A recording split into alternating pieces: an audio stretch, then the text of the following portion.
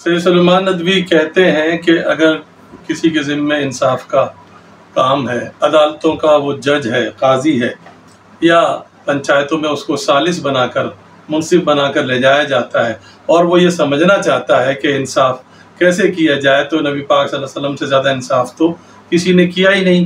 آپ کی مشہور حدیث ہے جس کا مفہوم ہے کہ اگر محمد کی بیٹی فاطمہ بھی چوری کرتی تو اس کے بھی ہاتھ کاٹے جاتے۔ اس سے آپ اندازہ کر سکتے ہیں۔ یہاں انہوں نے خاص طور پہ حوالہ دیا ہے مکی دور کا، کہ جب حجر اسود کو لگانے پہ جھگڑا ہو گیا تھا۔ ایک دفعہ بارش بہت زیادہ آئی، سیلاب کی وجہ سے کعبے کی دیواریں ڈھہ گئیں، سب لوگوں نے مل کر کعبہ تو تعمیر کر دیا، دیواریں تعمیر کر دی۔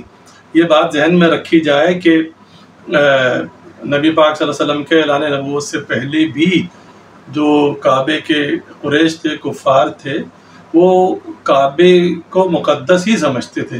یہ ٹھیک ہے اس میں انہوں نے بت رکھے ہوئے تھے اور بھی الٹی سیدھی رسمیں تھیں، لیکن اس کو سمجھتے مقدس ہی تھے، اور وہ سب کا تھا، کسی ایک قبیلے کا نہیں تھا۔ اس لیے جب کعبے کی دیواریں انہوں نے تو اٹھا دی، تعمیر کر دی، اور حجر اسود کو بھی وہ مقدس پتھر ہی سمجھتے تھے۔ حجر اسود کا ویسے لفظی مطلب ہے کالا پتھر۔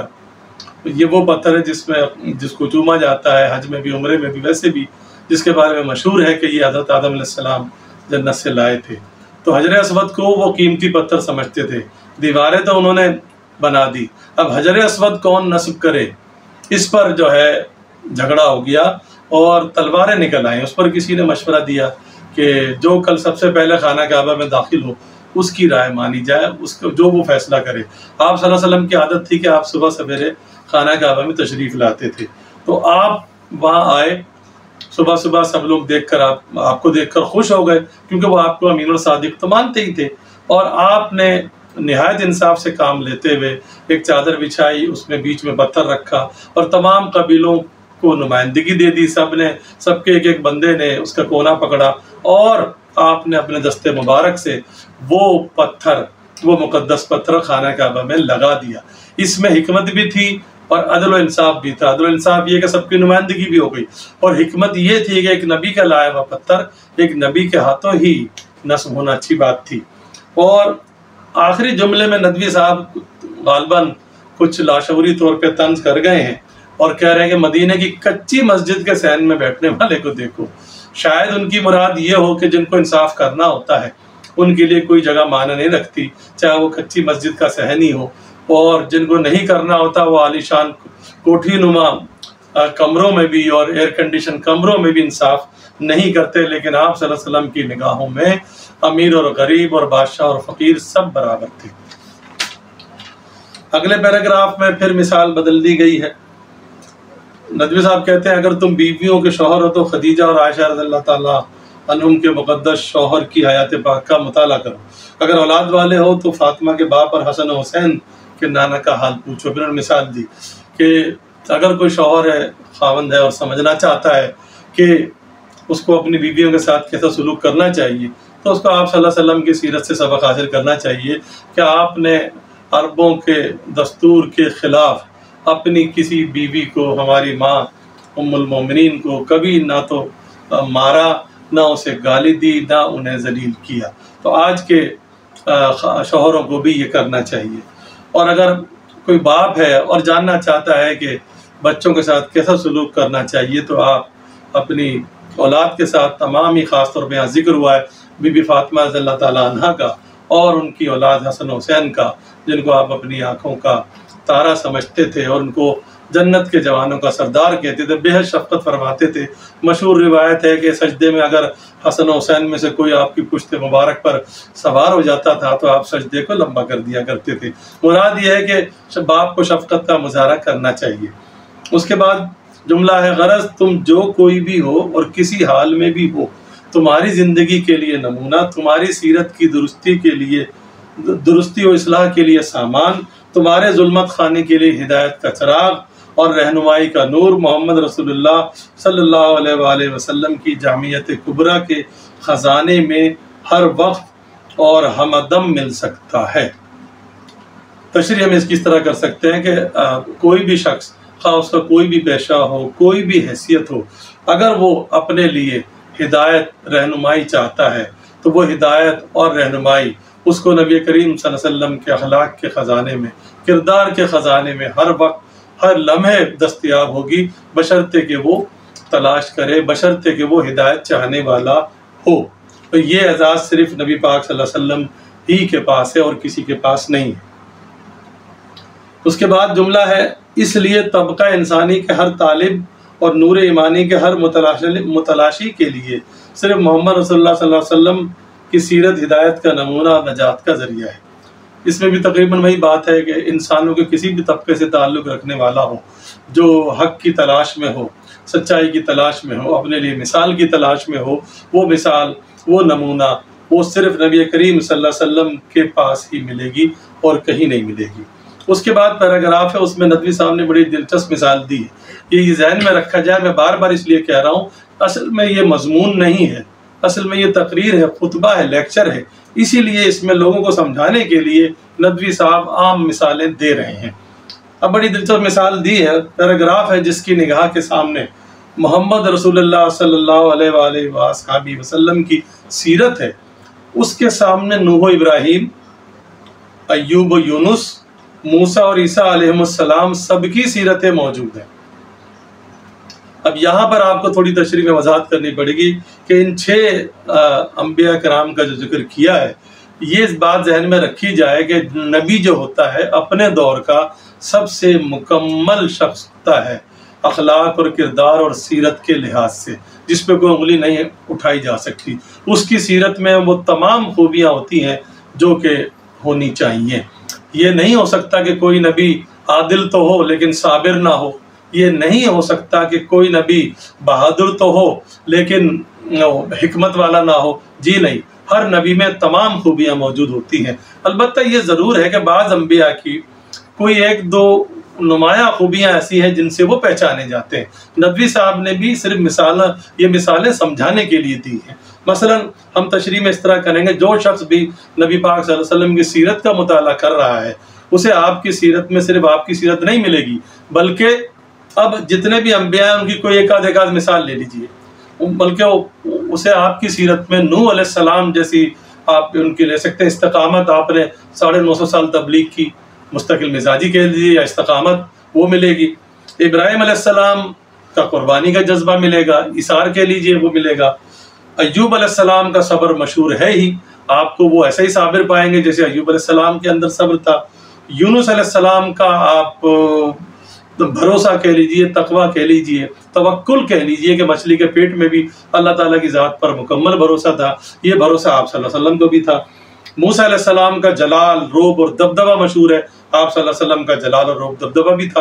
اور عیسیٰ علیہ السلام کا حلم، نرمی اور رحم، عجز، انکسار، یہ مشہور ہے، آپ صلی اللہ علیہ وسلم ان تمام خوبیوں سے مالا مال تھے۔ اب آگے چل کے ندوی صاحب نے دلچسپ مثال دی ہے، گویا، اب ان کا جملہ ہے، گویا تمام دوسرے انبیاء کرام کی سیرتیں صرف ایک ہی جنس کی اشیاء کی دکانیں اور محمد رسول اللہ صلی اللہ علیہ وآلہ وصحبہ وسلم کی سیرت اخلاق اور اعمال کی دنیا کا سب سے بڑا بازار یا مارکیٹ ہے، جہاں ہر جنس کے خریدار اور ہر شے کے طلبگار کے لیے بہترین سامان موجود ہے۔ ندوی صاحب مثال دے کے کہنا یہ چاہ رہے ہیں کہ آپ بازار میں جاتے ہیں، کوئی دکان کپڑوں کی ہوتی ہے، کوئی جوتوں کی ہوتی ہے، کوئی کتابوں کی ہوتی ہے، کوئی اسٹیشنری کی ہوتی ہے، کوئی دواؤں کی ہوتی ہے، الگ الگ قسم کی دکانیں ہوتی ہیں، اور کوئی دکان سپر اسٹور بھی تو ہوتی ہے۔ آج کل تو بڑا دستور چلا ہوا ہے سپر اسٹور کا، امتیاز ہو گیا، لاحید وغیرہ ہو گئے۔ تو کہنا یہ چاہ رہے ہیں کہ فرض کیجئے کہ اگر انبیاء کرام علیہم السلام کی فرض کیجئے دکانیں ہوتی، سیرت کی، اخلاق کی، کردار کی دکانیں ہوتی، تو ان کی دکانوں پر 1 2 3 جو بھی نمایاں خصوصیات ہیں وہ زیادہ فروخت ہو رہی ہوتی۔ مثلا حضرت نوح علیہ السلام کے پاس استقامت ملتی، حضرت ابراہیم علیہ السلام کے پاس قربانی والی چیز ملتی، حضرت ایوب علیہ السلام کے پاس صبر کی چیز ملتی، یونس علیہ السلام کے پاس توکل کا خزانے ہوتے، اور موسیٰ علیہ السلام کے پاس روب و دبدبہ ملتا، عیسیٰ علیہ السلام کے پاس رحم دلی اور انکسار ملتا۔ لیکن نبی پاک صلی اللہ علیہ وسلم کی دکان اگر فرض کر لی جائے تو آپ کی دکان نہیں ہوتی، بلکہ پورا بازار ہوتا، پوری مارکیٹ ہوتی، جہاں ہر چیز موجود ہوتی۔ یہ مثال ندوی صاحب نے صرف سمجھانے کے لیے دی ہے، ورنہ ایسی کوئی دکان ممکن نہیں ہے، یہ صرف سمجھانے کے لیے دی ہے۔ اور جہاں ہر قسم کے خریدار، ہر چیز کے خریدار کو ایک ہی جگہ جا کر چیزیں مل جائیں گی۔ کہنا صرف یہ چاہ رہے ہیں کہ نبی پاک صلی اللہ علیہ وسلم کی سیرت میں تمام انبیاء کرام کی سیرتیں جمع ہیں۔ اس کے بعد کا پیراگراف ہے ابو سفیان، جو حضرت صلی اللہ علیہ وآلہ وآلہ وسلم کے سب سے بڑے حریف تھے۔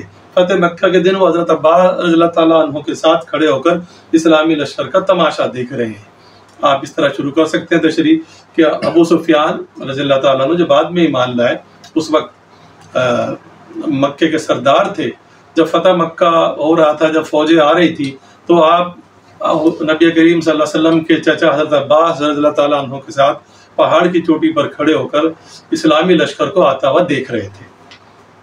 رنگ رنگ کی بیرقوں اور جھنڈیوں کے سائے میں اسلام کا دریا امڑتا آ رہا ہے۔ وہ دیکھ رہے ہیں کہ اس وقت ایک تو مرکزی جھنڈا ہوتا تھا اور ایک ہر قبیلے کا اپنا اپنا جھنڈا بھی ہوتا تھا، اسی کو کہا گیا ہے۔ وہ دیکھ رہے ہیں کہ مختلف قبائل اپنے اپنے جھنڈے لے کر اور مکے کی طرف بڑھتے چلے آ رہے ہیں، گویا دریا کی موجیں ہیں۔ قبائل عرب کی موجیں جوش مارتی بھی بڑھتی چلی آ رہی ہیں، اور ہر قبیلہ پورے جوش و خروش سے نبی پاک صلی اللہ علیہ وسلم کی قیادت میں مکے کی طرف بڑھتا ہوا چلا آ رہا ہے۔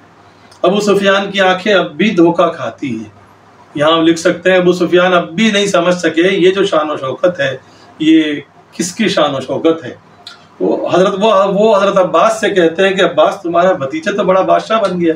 کیا دھوکہ کھایا ابو سفیان نے؟ یہ دھوکہ کھایا، وہ سمجھتے تھے کہ جس طرح بادشاہوں کے لاؤ لشکر ہوا کرتے ہیں، یہ تام جام، یہ شان و شوکت، یہ جھنڈے، یہ گھوڑے، یہ پوری فوجیں، شاید عباس کا بھتیجا یعنی نبی پاک صلی اللہ علیہ وسلم کو بادشاہ بن گئے ہیں، ان کی یہ شان و شوکت ہے۔ لیکن عباس رضی اللہ تعالیٰ عنہ چونکہ صحابی تھے، وہ جانتے تھے، انہوں نے جملہ لکھا ہے عباس کی آنکھیں کچھ اور ہی دیکھ رہی تھی، فرمایا ابو سفیان یہ بادشاہی نہیں نبوت ہے۔ یعنی حضرت عباس رضی اللہ تعالیٰ نے یہ فرمایا کہ وہ جسے بادشاہوں والی شان و شوکت سمجھ رہے ہیں، یہ بادشاہوں والی شان و شوکت نہیں ہے، یہ اس کے کرائے کے فوجی نہیں ہیں جو تنخواہ کے لیے لڑتے ہیں، یہ تو نبی پاک صلی اللہ علیہ وسلم کے جانثار ہیں جو آپ کے پسینے پر لہو بہا دینے کو تیار ہیں، یہ وہ ہیں، اور یہ شان جو ہے بادشاہوں والی نہیں ہے، یہ نبی والی، یہ نبوت کی شان ہے، نبیوں کی شان ہے۔ اس کے بعد پھر پیراگراف ہے عدی بن حاتم قبیلہ طے کے رئیس مشہور حاتم طائی کے فرزند تھے اور مذہباً عیسائی تھے۔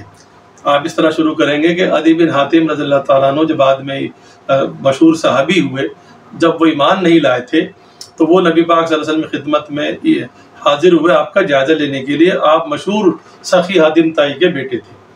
وہ حضور اکرم صلی اللہ علیہ وسلم کے دربار میں آتے ہیں، صحابہ کی عقیدت مندیوں اور جہاد کا ساز و سامان دیکھ کر ان کو اس فیصلے میں دقت ہوتی ہے کہ محمد صلی اللہ علیہ وآلہ وسلم بادشاہ ہے یا پیغمبر۔ وہ یہ سوچ کر آئے تھے کہ اگر وہ بادشاہ نکلے تو میں ایمان نہیں لاؤں گا، لیکن اگر پیغمبر نکلے تو میں ایمان لے آؤں گا۔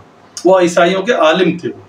تو انہوں نے جب یہ ساز و سامان، یہ شان و شوکت اور صحابہ کی جانثاری اور والہانہ انداز دیکھا تو وہ تھوڑے سے الجھن میں پڑ گئے کہ یہ کہیں بادشاہ تو نہیں ہے محمد صلی اللہ علیہ وسلم۔ دفتن مدینے کی ایک غریب لونڈی آ کر کھڑی ہوتی ہے اور کہتی ہے حضور صلی اللہ علیہ وسلم سے کچھ عرض کرنا ہے۔ فرماتے ہیں دیکھو مدینے کی جس گلی میں کہو میں تمہاری باتیں سن سکتا ہوں، یہ کہہ کر اٹھ کھڑے ہوتے ہیں اور اس کی حاجت پوری کرتے ہیں۔ دفتن اچانک ایک مدینے کی غریب لونڈی، یہ ذہن میں رکھیں یہ وہ دور ہے جب لونڈی غلاموں کی معاشرے میں کوئی عزت نہیں ہوا کرتی تھی، وہ تیسرے کیا بلکہ چوتھے درجے کے شہری سمجھے جاتے تھے۔ تو وہ حیران ہو گئے یہ دیکھ کر کہ ایک غریب لونڈی آئی، اس نے اپنا کوئی مسئلہ بیان کرنا چاہا تو آپ اس کے مسئلے کو خود سننے کے لیے اٹھ کھڑے ہوئے۔ یاد رکھیے اگر بادشاہ بھی ہوتا، کتنا بھی رحم دل ہوتا، کتنا بھی نیک دل ہوتا، کتنا بھی انصاف پسند ہوتا، وہ اپنے کسی غلام کو کہتا، کسی امیر کو کہتا، کسی درباری کو کہتا جاؤ اس کا مسئلہ حل کرو، خود نہیں کھڑا ہوتا۔ یہ شان صرف سرور کائنات صلی اللہ علیہ وآلہ وسلم کی ہے کہ آپ کی نظر میں کوئی غریب امیر کا فرق نہیں تھا۔ تو یہ عجز، یہ خاکساری، یہ تواضع دیکھ کر عدی کی آنکھوں کے سامنے پردہ ہٹ جاتا ہے۔ اور معاف کیجیے اس سے پہلے جملہ تھا، اس ظاہری جاہو جلال کے پردے میں یہ عجز، یہ خاکساری، یہ تواضع دیکھ کر عدی کی آنکھوں کے سامنے پردہ ہٹ جاتا ہے اور وہ دل میں فیصلہ کر لیتے ہیں کہ یہ یقیناً پیغمبرانہ شان ہے۔ فوراً گلے سے صلیب اتار دیتے ہیں اور محمد رسول اللہ صلی اللہ علیہ وآلہ وصحبہ وسلم کا حلقہ اطاعت اپنی گردن میں ڈال لیتے ہیں۔ آپ اس کی تشریح کر سکتے ہیں، جو ظاہری طور پر ان کو شان و شوکت دکھائی دے رہی تھی، جب اس کے پیچھے انہیں نظر آیا کہ ظاہری شان و شوکت ہے، اصل میں تو وہ عاجزی ہے، وہ انکسار ہے، وہ چھوٹے بڑے کو ایک طرح سمجھنے کی عادت ہے جو نبی پاک صلی اللہ علیہ وسلم میں موجود تھی۔ ان کو یقین ہو گیا کہ یہ بادشاہوں والی شان و شوکت ہرگز نہیں ہے، یہ ایسی عاجزی، ایسا انکسار صرف اور صرف پیغمبر ہی دکھا سکتے ہیں۔ اسی لیے فوراً وہ صلیب جو عیسائیوں کا مخصوص مذہبی نشان ہے، کراس جو ہے، وہ فوراً جو عام طور پہ گلے میں وہ پہنتے ہیں، وہ اتار کر نبی کریم صلی اللہ علیہ وسلم کی غلامی میں آ جاتے ہیں، گویا ان کا حلقہ اطاعت اپنے گلے میں ڈال لیتے ہیں۔ اس کے بعد کا ایک پیراگراف ہے، حدیبیہ کی صلح 6 ہجری میں وہ عہد نامہ مرتب کراتی ہے جو اسلام کا عین منشا ہے، یعنی قریش اور مسلمان دونوں فریق جنگ موقوف کریں اور مسلمان جہاں چاہیں اپنے مذہب کی دعوت دیں۔ یہاں آپ کو تھوڑا سمجھنا پڑے گا، اسلام کا منشا کوئی حکومت کرنا، کوئی قتل و غارت کرنا، کوئی زبردستی قبضہ کرنا نہیں ہے۔ اسی کی طرف اشارہ کیا ہے کہ سن 6 ہجری میں بالآخر مسلمان اور قریش کے درمیان وہ عہد نامہ، وہ میثاق، وہ ترتیب دیا جاتا ہے جو صحیح معنوں میں اسلام کا مقصد ہے، اس کی مرضی ہے، اس کا منشا ہے، اور اس کے اندر جو شرائط تھی وہ اسلام کے حق میں تھی، مسلمانوں کے حق میں تھی۔ سب سے بڑی بات یہ کہ مسلمان جہاں چاہیں وہ اپنے مذہب کی تبلیغ کر سکتے، اس سے زیادہ مسلمانوں کو اور کچھ چاہیے بھی نہیں تھا۔ اس دلخواہ کامیابی کے بعد پیغمبر اسلام علیہ السلام نے کیا کیا؟ اسی سال 6 ہجری میں تمام قوموں کے سلاطین اور امراء کے نام دعوت اسلام کے خطوط بھیجے اور ان کو خدا کا پیغام پہنچایا۔ جب امن ہو گیا، جب لڑائی رک گئی، ختم کر دی گئی، موقوف کر دی گئی، روک دی گئی، اب مسلمانوں کے پاس وقت تھا، تو نبی پاک صلی اللہ علیہ وسلم نے اپنا فریضہ جو تبلیغ کا تھا وہ دوبارہ شروع کیا، اور آس پاس کے جو ممالک تھے، علاقے تھے، ان کو اسلام کی دعوت دینے کے لیے خطوط بھیجے اور مختلف صحابہ کے ذریعے ان کو خطوط پہنچائے۔ اس کے بعد یہ آخری پیراگراف ہے، اس میں بھی تقریباً یہ بات پہلے بھی ہو چکی ہے، لیکن بہرحال اگر یہ آ جائے تو، دوستو اگر تم مطالعہ فطرت کے بعد یقین رکھتے ہو کہ یہ دنیا انسانی مزاجوں اور انسانی صلاحیتوں اور استعدادوں کے اختلاف کا نام ہے، تو یقین کرو کہ محمد رسول اللہ صلی اللہ علیہ وآلہ وسلم کی جامع شخصیت کے سوا اس کا کوئی آخری اور دائمی اور عالمگیر رہنما نہیں ہو سکتا۔ ندوی صاحب کہتے ہیں کہ اگر کوئی صاف دل رکھتا ہے اور وہ یہ سمجھتا ہے کہ فطرت کے مشاہدے کے بعد، فطرت کا جائزہ لینے کے بعد، نیچر کا جائزہ لینے کے بعد وہ کسی نتیجے پر پہنچ سکتا ہے، تو وہ یہ جائزہ ضرور لے کہ یہ جو دنیا ہے اس میں ہر شخص مختلف صلاحیتوں والا، مختلف استعداد والا ہے، اور ہر شخص کی الگ الگ صلاحیتیں ہیں، اور اب ہر شخص کو اپنے لیے نمونہ بھی تو چاہیے، تو وہ نمونہ صرف اور صرف اسے نبی پاک صلی اللہ علیہ وسلم کی بارگاہ میں ملے گا اور کہیں نہیں ملے گا، کیونکہ آپ صلی اللہ علیہ وسلم ایک تو اس سے پہلے جو انبیاء آئے وہ اپنے مخصوص وقت کے لیے آئے، لیکن آپ صلی اللہ علیہ وسلم ہمیشہ کے لیے آئے، آپ کے بعد کوئی نبی نہیں آئے گا، اور آپ تمام قوموں کے لیے آئے۔ بے شک کہیں نہ کہیں سے تو آغاز ہونا تھا، تو عرب سے آغاز ضرور ہوا ہے، لیکن آپ کو صرف پیغمبر عرب نہیں کہا جا سکتا، آپ پیغمبر کائنات ہیں۔ اس لیے اگر کسی کو بھی پیروی کرنی ہے تو پیغمبر کائنات کی کرے۔ اسی بات کو آگے پھر انہوں نے پیراگراف میں کہہ دیا، اگر تم کو خدا کی محبت کا دعویٰ ہے تو آؤ میری پیروی کرو، یعنی رستہ بتا دیا، تشریح آپ ایسے کریں گے۔ اگر کوئی اللہ تعالیٰ کی محبت حاصل کرنا چاہتا ہے، دعویٰ کر رہا ہے، تو اس کا دعویٰ اس وقت تک سچا نہیں مانا جائے گا، وہ دیکھا جائے گا اس بات کو کہ وہ نبی پاک صلی اللہ علیہ وسلم کی کتنی حد تک اطاعت کرتا ہے، کیونکہ اللہ تعالیٰ کی محبت صرف اور صرف اسی ذریعے سے حاصل ہوگی، اور کوئی ذریعہ نہیں ہے۔ جو بھی کوئی نبی کو چھوڑ کر دعویٰ کرتا ہے وہ جھوٹ کہتا ہے۔ اگر تم بادشاہ ہو تو میری پیروی کرو، اگر کوئی حکمران ہے وہ جاننا چاہتا ہے کہ حکومت کیسے کی جائے، تو مدینہ کی اسلامی ریاست کے سربراہ آقا دو جہاں سرور کائنات صلی اللہ علیہ وآلہ وسلم کی سیرت کا جائزہ لے کہ آپ نے حکومت کیسے انصاف اور عدل سے چلائی، جو کہ حکمرانوں کو کرنا چاہیے۔ اگر تم رعایا ہو تو میری پیروی کرو، عام آدمی ہو تو آپ مکے میں نبوت کے اعلان سے پہلے عام آدمی کی حیثیت سے رہے تھے، اور عام آدمی کا کیا کام ہے کہ جو اس وقت جیسے بھی قوانین ہیں اس کی پیروی کرے اور اپنی ذات سے کسی کو نقصان نہ پہنچائے۔ آپ صلی اللہ علیہ وسلم نے یہی کیا۔ تو آج کے عوام میں سے بھی جو ہیں ان کو یہ کرنا چاہیے، اگر تم سپہ سالار ہو اور سپاہی ہو تو میری پیروی کرو۔ اگر کوئی جنگجو ہے، فوجی ہے، چیف آف آرمی اسٹاف ہے، جرنیل ہے یا سپاہی ہے اور جاننا چاہتا ہے کہ جنگ کیسے لڑی جاتی ہے، تو اسے نبی پاک صلی اللہ علیہ وسلم کی سیرت کا مطالعہ کرنا چاہیے۔ آپ نے جنگ کے بھی اصول اس دنیا کو دیے جو اس سے پہلے نہیں تھے، کہ جنگ میں درختوں کو نہیں کاٹا جائے گا، بوڑھوں اور بچوں اور عورتوں پہ ہاتھ نہیں اٹھایا جائے گا، کسی کی عبادت گاہوں کو مسمار نہیں کیا جائے گا۔ یہ اصول بہت بعد میں لوگوں نے سیکھے، آپ صلی اللہ علیہ وسلم نے 1400 سال پہلے ہی، 1450 سال پہلے ہی لوگوں کو بتا دیے۔ تو آج کے جنگجو کو بھی یہ کرنا چاہیے۔ اگر تم استاد اور معلم ہو تو میری پیروی کرو۔ اگر کسی کے ذمہ پڑھانے کا کام ہے تو اسے چاہیے کہ نبی کریم صلی اللہ علیہ وسلم کے پڑھانے کا انداز، خاص طور پہ صفہ والوں کو آپ کی طرح محبت اور شفقت سے تعلیم دیتے تھے، اس سے سیکھے۔ اگر دولت مند ہو تو میری پیروی کرو۔ نبی پاک صلی اللہ علیہ وسلم کے پاس دولت بھی وقتاً فوقتاً آتی رہی ہے، لیکن آپ نے دولت کو کبھی غلط کاموں میں صرف نہیں کیا، فضول خرچی بھی نہیں کی اور اس کو اس کے حقدار تک پہنچایا۔ تو آج کے دولت مندوں کو بھی یہ کرنا چاہیے۔ اگر غریب ہو تو میری پیروی کرو۔ نبی کریم صلی اللہ علیہ وسلم کا بیشتر وقت غربت میں گزرا، اگرچہ یہ غربت اختیاری تھی، لیکن بہرحال ظاہری طور پہ تو ہم کہہ سکتے ہیں۔ تو آپ نے غربت میں جس طرح بہت سے غریب لوگ ناشکرہ پن پہ اتر آتے ہیں، اللہ تعالیٰ کی ناشکری کرتے ہیں، تو آپ صلی اللہ علیہ وسلم نے ایسا نہیں کیا، بلکہ غربت کو صبر و تحمل سے برداشت کیا اور ہر حال میں شکر کیا۔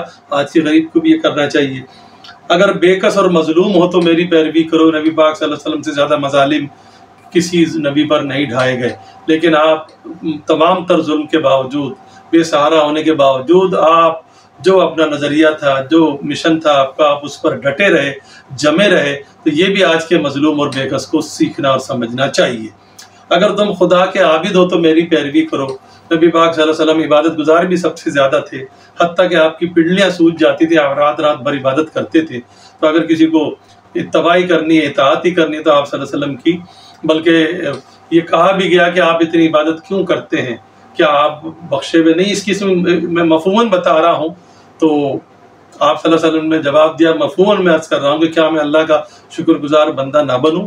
عبادت آپ اس لیے بھی کرتے تھے۔ اگر قوم کے خادم ہو تو میری پیروی کرو۔ قوم کا خادم عام طور پہ جو سیاستدان ہوتے ہیں، حکمران ہوتے ہیں، عمرا ہوتے ہیں، ان کے لیے استعمال ہوتا ہے۔ تو وہ کس طرح عوام کی خدمت کرتے، تو آپ صلی اللہ علیہ وسلم مدینہ کی اسلامی ریاست کے سربراہ ہو کر عام آدمیوں کی طرح کام کرتے تھے اور عام لوگوں کی مدد بھرپور طریقے سے کرتے تھے۔ غرض جس نیک راہ پر بھی ہو اور اس کے لیے بلند سے بلند اور عمدہ سے عمدہ نمونہ چاہتے ہو تو میری پیروی کرو۔ یعنی اگر آپ کسی بھی نیک رستے پر ہیں اور یہ جاننا چاہتے ہیں، سمجھنا چاہتے ہیں کہ میں کس کی اطاعت کروں، میرے لیے نمونہ، مثال، آئیڈیل کیا ہے، تو وہ دنیا میں اور کوئی نہیں ہے۔ وہ دنیا میں صرف ایک ہی ذات پاک سرکار دو عالم سرور کائنات صلی اللہ علیہ وآلہ وسلم کی ہے۔ ان کی پیروی کریں گے تو ہمیں دنیا بھی ملے گی اور دین بھی ملے گی، اور وہ جس راستے میں ہم چل رہے ہیں وہ راستہ آسان بھی ہوگا۔ تو ناظرین اور طلباء و طالبات، یہ آج ہم نے سوال نمبر 3 کی پہلی ویڈیو آپ کی خدمت میں پیش کی ہے، انشاءاللہ سوال نمبر 3 کی۔ اور آج ہم نے یہ پورے سبق کی تشریح کی ہے، تقریباً پورا سبق، ایک چند غیر ضروری تو نہیں، مطلب جن کو ہم نے مناسب نہیں سمجھا، چند سطریں ہم نے چھوڑی بھی ہے۔ سیرت محمدی صلی اللہ علیہ وآلہ وسلم کی جامعیت، اس سبق کی تشریح آپ کی خدمت میں پیش کی جا چکی ہے۔ انشاءاللہ اگلی ویڈیو میں ہم دوسرے سبق کے ساتھ حاضر ہوں گے۔